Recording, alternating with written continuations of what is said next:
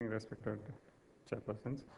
This was a 64-year-old diabetic and hypertensive gentleman. He had CAD with chronic stable angina, and he had no symptoms of peripheral vascular disease.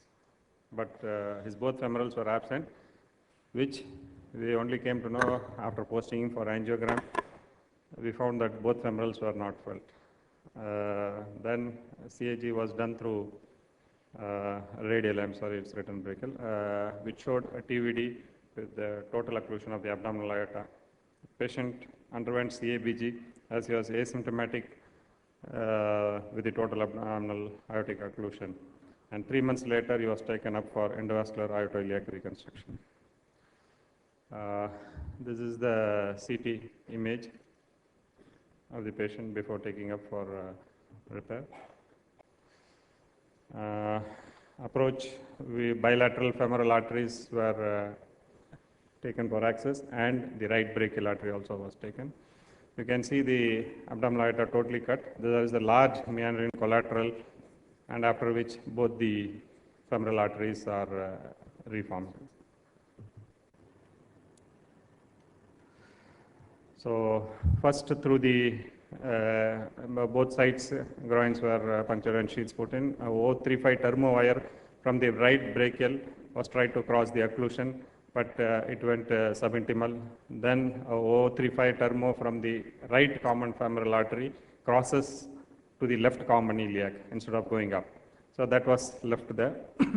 And then the soft end of the right brachial wire was exteriorized through the right common femoral artery with a gooseneck snare. Then over the end of the exteriorized termo wire, pigtail catheter was taken up and aortogram done. Then a 035 260 cm amplatzer super stiff wire was taken in the pigtail and the catheter removed. So we had a stiff wire from the right femoral artery up into the aorta. At this stage, we did not want to put the stiff wire on the left also, because when we are stenting the upper part of the aorta, that wire will get changed. So the aorta was dilated with a 6x40 Fox plus balloon at 10 atmospheres for 20 seconds.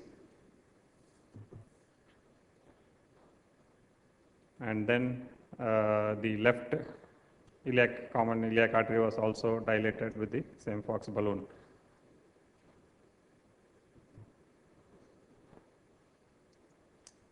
And then a 14x80 Proteage self-expanding stent was deployed in the abdominal aorta, ending just above the bifurcation. Then reversal of the 035 termo wire in the right common femoral artery was done. We had the hard end at the right, outside the right common femoral, and the soft tip at the left femoral artery.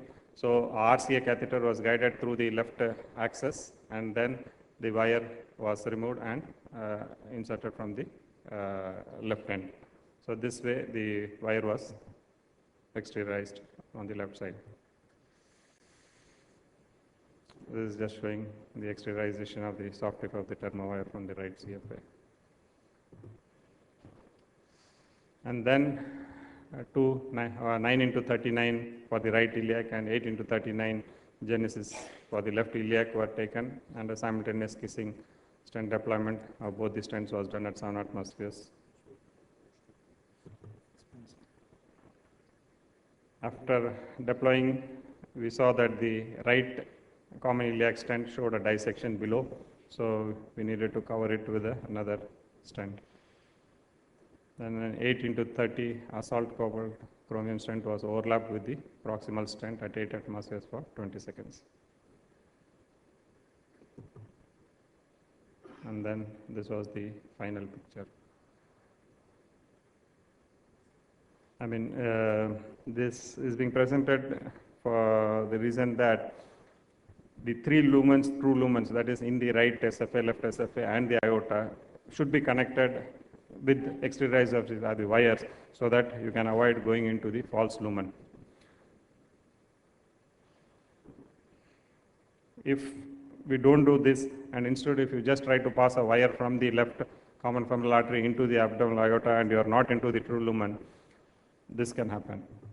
This is another patient where a similar procedure The stents have landed in the false lumen, and after deploying the stents, you can see still the collateral filling both the arteries. Thank you. Thank you. Good case. So you confirm that an aortic occlusion can be treated endovascularly, and I think also that's the first treatment now to propose. Yes. And in case of failures, the surgeon is there. Question? I was just wondering that whether you would have considered open surgical procedure, because the long-term prognosis, open surgical procedure in this case is better compared to stenting, particularly bilateral iliac stenting have been now condemned. You are right, but the problem is surgery could be discussed in case of failure or in case of restenosis. We can't treat by endovascular procedure. But at first, if you had this problem, you prefer surgery or endovascular procedure? What do you prefer? What do you prefer?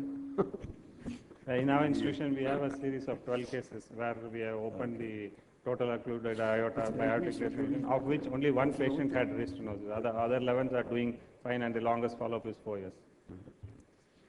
Okay, thank you. Thank you.